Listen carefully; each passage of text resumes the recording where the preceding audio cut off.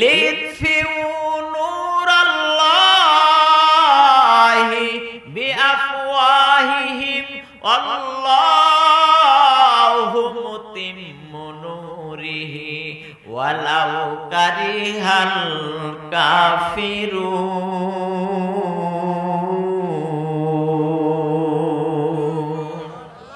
আরেকটু জোরে বলেন আল্লাহু আকবার। সুখাদ রুয়াজ মাসুকি দিদান কালামুল্লাহ বগশি দিন শানিদান কালামুল্লাহ বগশি দিল শানিদান। ভাইজান কোরআন শরীফের যখন তেলাওয়াত হয় প্রতি হরফে একটা করে নেকি লেখা হয়, আর একটা করে নেকি 10টা করে নেকির সমপরিমাণ মর্যাদা রাখে।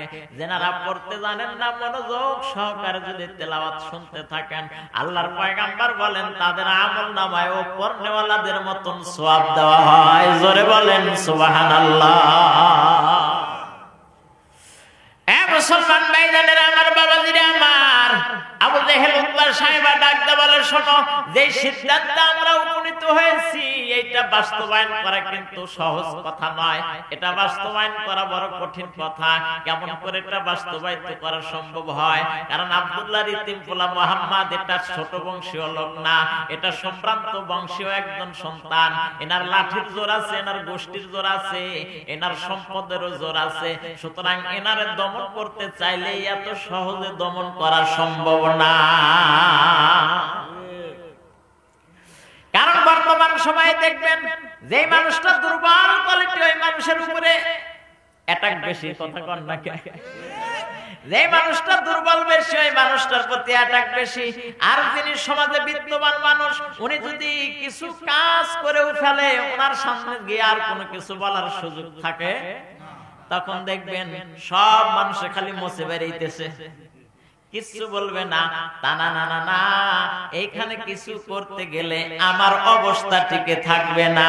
আওয়াজ করে বলেন ঠিক কিনা?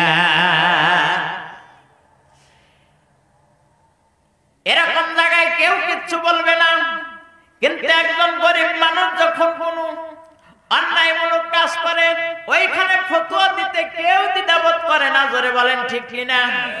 সর্বস্তরের সমাজের মানুষেরা আইসা ওই গরিব মানুষটারে দরও বান্ধ, তারপরে ওর বিচারের ফয়সালা করবার জন্য কোশিশ করে, চেষ্টা করে বাজান। কিন্তু ওর চাইতে বড় মাপের অপরাধ একজন টাকাওয়ালা করলো, পয়সাওয়ালা করলো, সম্পদশালী ব্যক্তি করলো, গোষ্ঠীর পুষ্টিওয়ালা লোকেরা করলো। এর বিরুদ্ধে কোন রকমের মিছিল হয় না, কোন রকমের স্লোগান হয় না, এর সামনে এসে কেউ কথা বলার মতন সাহস করে না। কেন বাজান? এটা তো সমাজের ব্যবস্থা এরকম হবার কথা তো ছিল না। সমাজের ব্যবস্থাপত্র তো সকলের জন্য সমান হওয়ার কথা ছিল। আমি যে অপরাধ করলাম আমারে তুমি দোষী বললা, সাব্যস্ত করলা। ধনী মানুষ ওই একই অপরাধ করলো, তারে কেন তুমি সাব্যস্ত করতে পারলা না অপরাধী বইলা? তার মানে বোঝা যায় তোমার ইমানের মধ্যে ভেজাল। ইমান যদি সলিড থাকতো উভয়ের ক্ষেত্রেই একই আওয়াজ হতো। জোরে বলেন ঠিক কিনা?